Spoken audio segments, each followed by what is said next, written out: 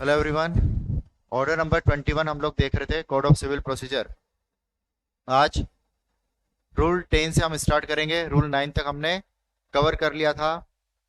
Courts executing decrease, ये वाला portion हमने कवर कर लिया था। आज देखेंगे application for execution, rule number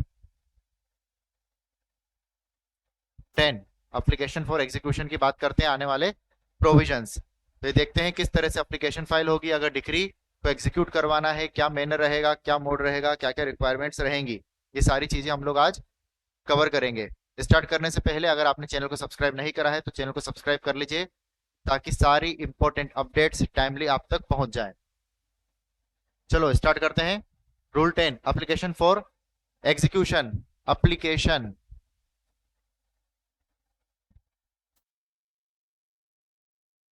अब डिग्री पास हो गई, डिग्री इशू हो गई, उसको एग्जीक्यूट कराने के लिए एप्लीकेशन फाइल करनी है। कौन करेगा? स्वाभाविक सी बात है, डिग्री होल्डर एप्लीकेशन फाइल करेगा। कहां पे करेगा? कोर्ट में। कौन सी court? Which has passed the decree. ठीक, उस कोर्ट ने अगर कोई ऑफिसर अपॉइंट कर रखा है इस पर्पस के लिए, तो उसके समक्ष भी ये जो एप्लीकेशन है ये फाइल करनी पड़ेगी, है ना। याद रखिएगा, ये शैल वर्ड यूज है यहाँ पे, मैंडेटरी प्रोविजन है। विदाउट एप्लीकेशन यहाँ पे एग्जीक्यूशन नहीं होगा, पहली बात। तो ये तो हो गई एक बात। दूसरी, अगर ये जो डिक्री है ये ट्रांसफर कर दी गई है दूसरे कोर्ट को, तो जिस कोर्ट को ट्रांसफर करी गई है, भेजी गई है, उस कोर्ट के समक्ष भी ये एप्लीकेशन फाइल की जा सकेगी। और अगर उस कोर्ट ने भी कोई ऑफिसर रखा है तो उस ऑफिसर के समक्ष ये एप्लीकेशन एग्जीक्यूशन की फाइल की जा सकेगी। ठीक है, तो दोनों ही कोर्ट में या दोनों ही कोर्ट के जो ऑफिसर्स नियुक्त करे गए हैं उनके समक्ष ये एप्लीकेशन आपकी फाइल हो जाएगी एग्जीक्यूशन की। रूल नंबर 10 बस इतनी सी बात बोलता है, इसको एक बार पढ़ लेते हैं। Where the holder of a degree desires to execute it, he shall apply to the court which passed the decree or to the officer appointed in this behalf, or if the decree has been sent under the provisions herein before contained, जो हमने last part देखा था उसमें जो भी provisions थे उसके accordingly अगर ट्रांसफर कर दी गई है to another court, then to such court और to the proper officer there हो। ठीक, ये हो गया आपका रूल 10। रूल 11 देख लेते हैं। रूल 11 दो बातें करता है, ओरल एप्लीकेशन और रिटर्न एप्लीकेशन की। Oral application and return application. तो जनरल रूल क्या बोलता है? जनरल रूल ये बोलता है कि कोई भी डिग्री के एग्जीक्यूशन की जो एप्लीकेशन फाइल होगी वो रिटर्न होनी चाहिए, साइंड होनी चाहिए और वेरीफाइड होनी चाहिए बाय डिग्री होल्डर या कोई भी ऐसा इंसान जो उसके बिहाफ पे एप्लीकेशन फाइल करने में सक्षम हो और वो फैक्ट्स बहुत अच्छे से जानता हो, उसके नॉलेज में सारी चीजें हो, है ना। तो ये बोलता है जनरल रूल रिटर्न एप्लीकेशन की। ओरल एप्लीकेशन की अगर हम बात करें तो यहाँ पे सिर्फ कुछ बातें आपको याद रखनी है ओरल एप्लीकेशन में, ताकि एग्जामिनेशन में भी आपको कंफ्यूजन नहीं हो। ओरल एप्लीकेशन कब फाइल होगी? सबसे पहले जो डिग्री है वो for the payment of money हो, जो डिग्री पास हो वो पेमेंट ऑफ मनी के लिए होनी चाहिए। दूसरी बात, ओरल एप्लीकेशन तब फाइल होगी जिस समय at the time of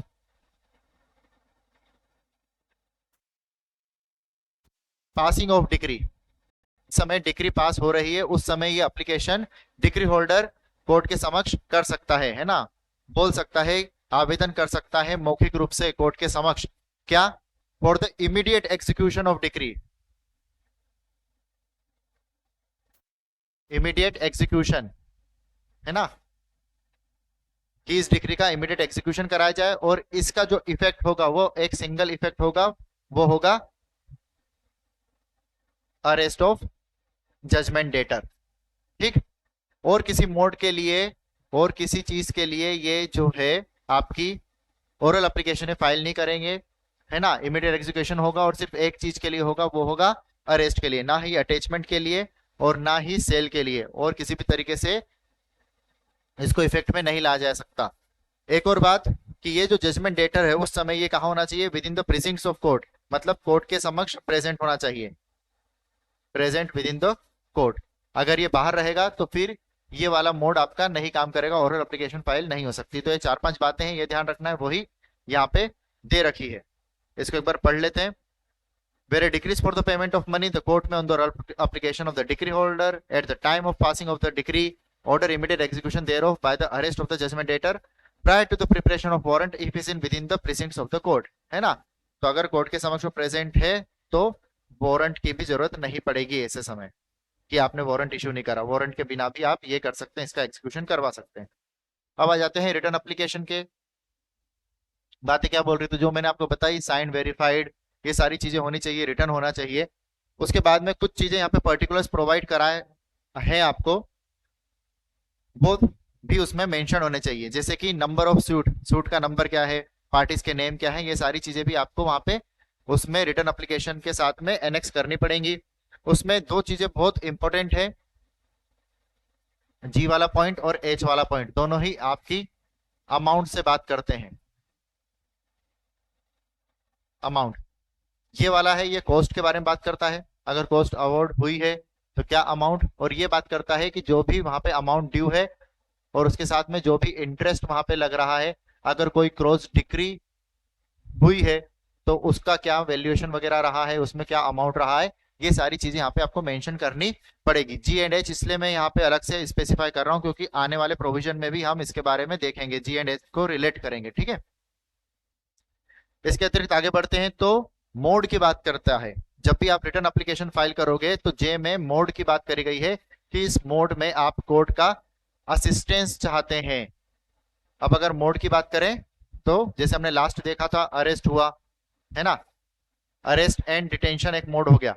return application में आपको लिखना पड़ेगा, सब लिखने के बाद में कि हम ये चाहते हैं कि जो जजमेंट डेटर है उसका अरेस्ट हो जाए, डिटेंशन हो जाए, या फिर उसकी प्रॉपर्टी जो है वो अटैच हो, सेल हो, है ना, ये सारी चीजें वहां पे लिखनी पड़ेगी। डिलीवरी हो, delivery of property which has been specifically decreed, जिस प्रॉपर्टी के लिए डिक्री इशू करी गई है उसकी डिलीवरी की जाए, ये कुछ बातें यहाँ पे हैं।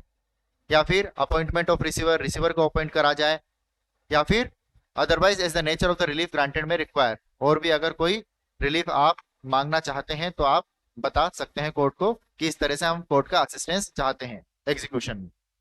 अब कोर्ट रूल 11 में लास्ट चीज है कि जब भी आप ऐसी कोई चीज फाइल करेंगे रिटर्न एप्लीकेशन तो आपको एक सर्टिफाइड कॉपी भी डिक्री की साथ में फाइल करनी पड़ेगी, ठीक। तो बहुत सिंपल था ये।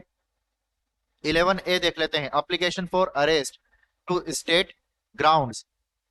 अब आपने एप्लीकेशन लगा दी अरेस्ट की तो उसके साथ में आपको ग्राउंड्स भी मेंशन करने पड़ेंगे उस एप्लीकेशन के साथ में कि किन ग्राउंड पे आप विश्वास करते हैं, आपको क्या समझ आता है किस ग्राउंड पे हम जजमेंट डेटर का अरेस्ट करवाएं, ठीक है ना। आपको ग्राउंड स्टेट करने पड़ेंगे आपके बिलीफ के कि ये कारण है, इसके वजह से हम चाहते हैं कि इमीडिएट या फिर किसी भी तरीके से जजमेंट डेटर का अरेस्ट हो, डिटेंशन हो।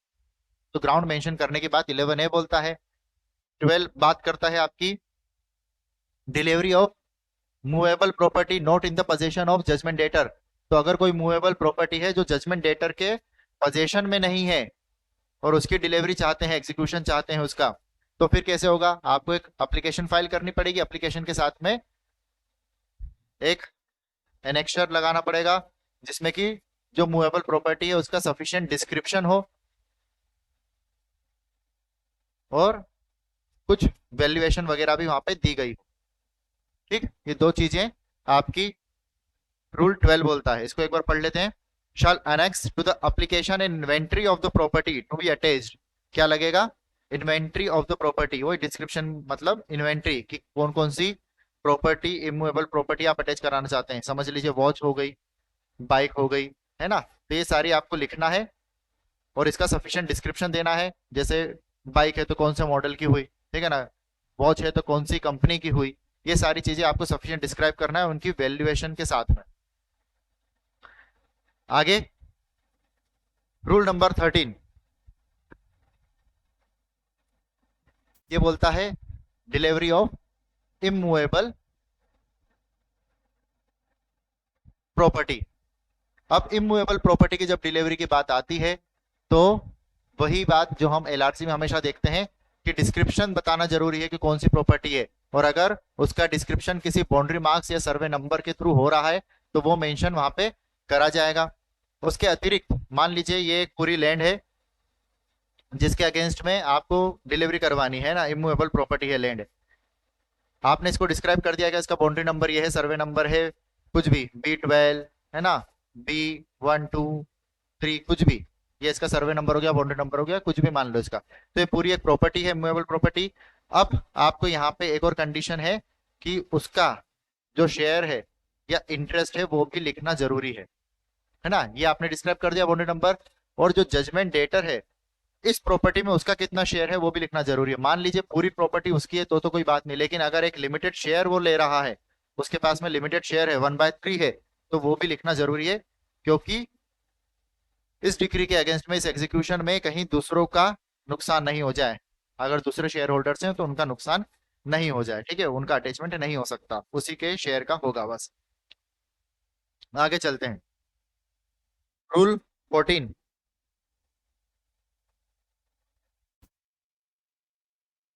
कलेक्टर ऑफिस में जो रजिस्टर है वहां पे कोई प्रॉपर्टी चढ़ी हुई है ना, तो उसकी सर्टिफाइड कॉपीज वहां से एक्सट्रैक्ट होंगी अटैचमेंट के लिए।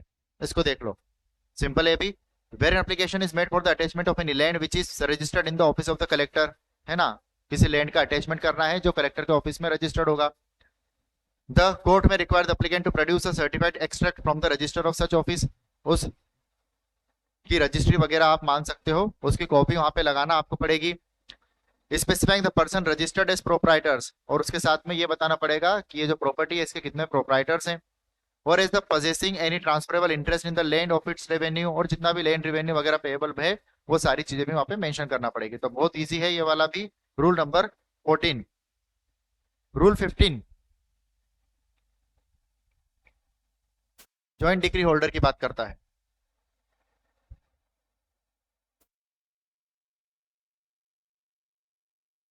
Joint decree holder, rule 15, application for execution bye joint decree holder, है ना, एक से ज्यादा 1+ डिग्री होल्डर से और उनके फेवर में डिक्री पास हो गई है, तो ऐसी कंडीशन में कोई भी एक या एक से ज्यादा व्यक्ति क्या कर सकते हैं, एग्जीक्यूशन के लिए एप्लीकेशन लगा सकते हैं। कोई एक भी लगा सकता है ऑन बिहाफ ऑफ ऑल। ठीक, यहां तक क्लियर। कब नहीं लगा सकता है वो भी एक चीज यहाँ पर बताई गई है, जब ये डिक्री पास होगी और अगर ऐसी कोई कंडीशन इंपोज कर दी गई है कि इसका एग्जीक्यूशन की जो एप्लीकेशन फाइल होगी वो तभी मान्य होगी जब सारे डिक्री होल्डर्स साथ में अप्लाई करें। ठीक है, अगर किसी एक ने करा है ऑन बिहाफ ऑफ ऑल तो उसको हम अलाउ नहीं करेंगे। अगर ऐसी कोई कंडीशन दी है तो बात अलग है, अदरवाइज कोई एक भी बाकी सब लोगों के बिहाफ पे एप्लीकेशन फाइल कर सकता है। और अगर ऐसी कंडीशन बनती है कि कोई भी एक डिग्री होल्डर की डेथ हो जाती है तो फिर उसका LR और जो सर्वाइविंग है डिग्री होल्डर्स वो मिलके एप्लीकेशन फाइल कर सकते हैं। ठीक, अब यहाँ पे क्वेश्चन की बात है कोर्ट के द्वारा वो निश्चित करने की कि अगर किसी एक ने एप्लीकेशन फाइल करी ऑन बिहाफ ऑफ ऑल तो ऑर्डर में ये चीजें मेंशन करी जाएंगी ताकि किसी भी रिमेनिंग डिग्री होल्डर का जिसने एप्लीकेशन ज्वाइन नहीं करी है उसका इंटरेस्ट नहीं प्रिजुडाइज हो और उसका इंटरेस्ट का प्रोटेक्शन हो सके।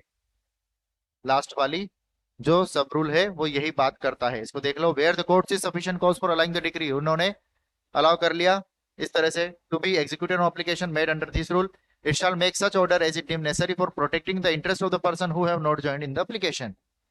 तो ये था हमारा रूल नंबर 15। आगे का रूल नंबर 16 से हम नेक्स्ट लेक्चर में कवर करेंगे।